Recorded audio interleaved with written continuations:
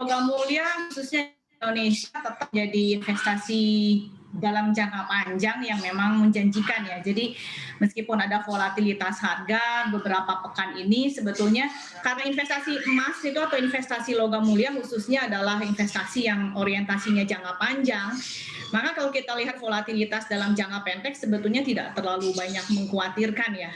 Jadi buat saya investasi dalam logam mulia emas adalah investasi yang memang paling aman dalam jangka panjang.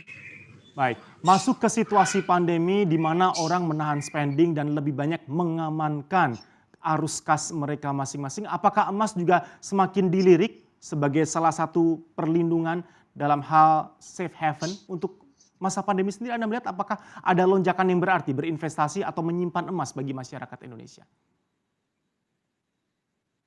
Ya, kalau dari pengalaman Harta Dinata Abadi sendiri, sebetulnya dalam masa pandemi ini kita mengalami lonjakan permintaan khususnya untuk logam mulia ya. Jadi memang masyarakat kita mungkin semakin teredukasi bahwa dalam situasi yang sulit, even sulit sekalipun, mereka masih tetap berusaha untuk saving, dan saving itu mereka lihat dalam situasi pandemi sekarang ini yang paling aman adalah dalam bentuk emas atau logam mulia sebetulnya. Anda melihat ada lonjakan permintaan bagi logam mulia khususnya emas. Ini dalam bentuk apa? Kalau dari Harta Dinata Abadi sendiri memandangnya apakah murni emas atau masih jewelry? Sebagaimana tipikal atau khasnya orang Indonesia mengkoleksi emas dalam bentuk jewelry. Oke, selama masa pandemi memang kita mendapatkan lonjakan permintaan, khususnya permintaan dari konsumen Indonesia ini adalah lonjakan permintaan khusus untuk logam mulia. Nah, memang untuk jewelry pada situasi awal-awal pandemi itu memang mengalami penurunan, tapi sekarang memang mengalami peningkatan kembali. Tapi untuk logam mulia memang sangat surprising bahwa dalam masa pandemi ini permintaannya tinggi sekali, khususnya di kami ya. Gitu.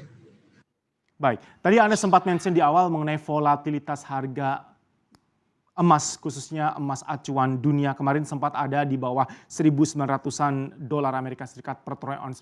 Seberapa masih terukur dan terkendalikankah menurut Anda, Ibu Sandra, volatilitas yang terjadi di safe haven emas akhir-akhir ini? Ya, kalau kita lihat pergerakan harga emas di dunia maupun di Indonesia ini memang kan agak sedikit berbeda ya, agak sedikit unik karena di Indonesia ini pergerakan harga emas volatilitas itu tidak hanya tergantung dari kurs dunia atau gold spot, tapi tergantung juga dari kuat atau lemahnya rupiah terhadap mata uang US dollar. Jadi kalau saya lihat sih volatilitas di harga emas dunia itu sebetulnya masih terukur, masih aman, tapi kalau kita lihat memang menurunnya harga emas dunia saat ini memang beberapa pekan ini lebih banyak juga dipengaruhi oleh situasi politik di Amerika sebetulnya. Jadi kita juga akan menunggu bahwa pemilu di Amerika ini sebetulnya hasilnya akan seperti apa di bulan November nanti. Tapi kalau kita lihat juga karena harga emas di Indonesia ini tergantung juga pada kurs rupiah terhadap US dollar, kita akan melihat bahwa bagaimana sebetulnya situasi ekonomi itu kita nantikan dari dua faktor tersebut sebetulnya.